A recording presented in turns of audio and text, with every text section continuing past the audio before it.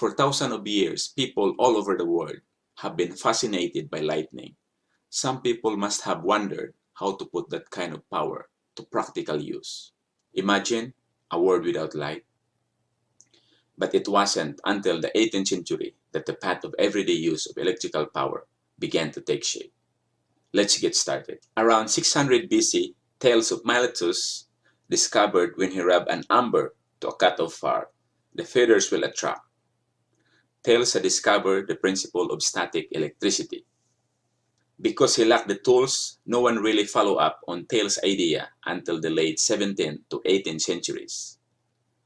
In 18th century, Benjamin Franklin reintroduced electricity to the public with his famous kite experiment. He and his son flew a kite on the long cord when the sky was cloudy. An iron key was attached to the end of the cord. As storm clouds approaches, the metal rod drew electricity, which Franklin called electric fire. When the rain hit the kite and the cord was wet, that electricity was conducted from the rod to the key. The next milestone of electricity were Nikola Tesla and Thomas Edison in 18th and 19th century. It was not until 18th and 19th century Thomas Edison and Nikola Tesla battled over which electricity system, direct current or alternating current, would become standard. During their disputes, named the War of the Currents, Edison mastered the direct current in which electrical current flows steadily in one direction, while Tesla for alternating currents with a stream of charges that reverses directions every 50 to 60 times per second. Thomas Edison developed a light bulb in 1870. He began building a power plant producing electricity to homes. He opened his first power plant in New York in 1882. 2 years later, Tesla, a young Serbian engineer, packed his gear and boarded the next boat for American dream with a few clothes, nabbles, and 4 cents in his pocket. And a few weeks later, he arrived to New York City to work for Edison. Tesla started working the very first day he arrived in New York City.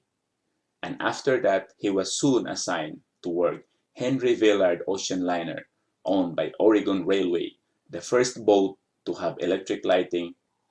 The generator that driven to power the ship was in bad shape, and Edison was surprised that Tesla had repaired them. Tesla also reassembled and redesigned the DC generators and machines that Edison designed and became the standard for use.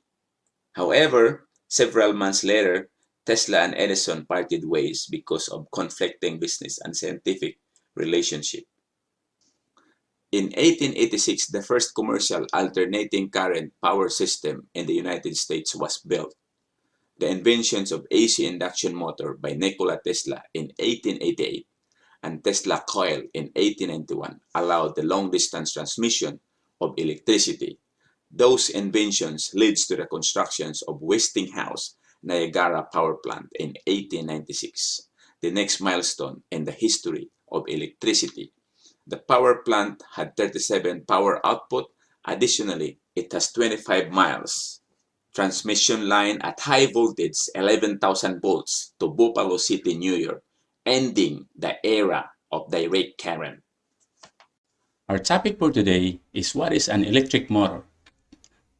An electric motor is a machine that converts electrical energy into mechanical energy. Most electric motors operate through interaction between the motor's magnetic field and electric current in a wire winding to generate force in the form of torque applied on motor shafts. Here's how an electric motor works. Number 1. Electromagnetism. When an electric current passes through a wire loop in a magnetic field, the loop experiences a force on its side that causes it to rotate. Number 2, torque. The motor generates a force called torque that's applied to the motor shaft. And number 3, motion. The parts that spin continuously, providing power as needed. Electric motors can be powered by direct current or an alternating current. They can be used in many applications, including household appliances, power tools, vehicles, disk drives, industrial fans, blower, pumps, and machine tools.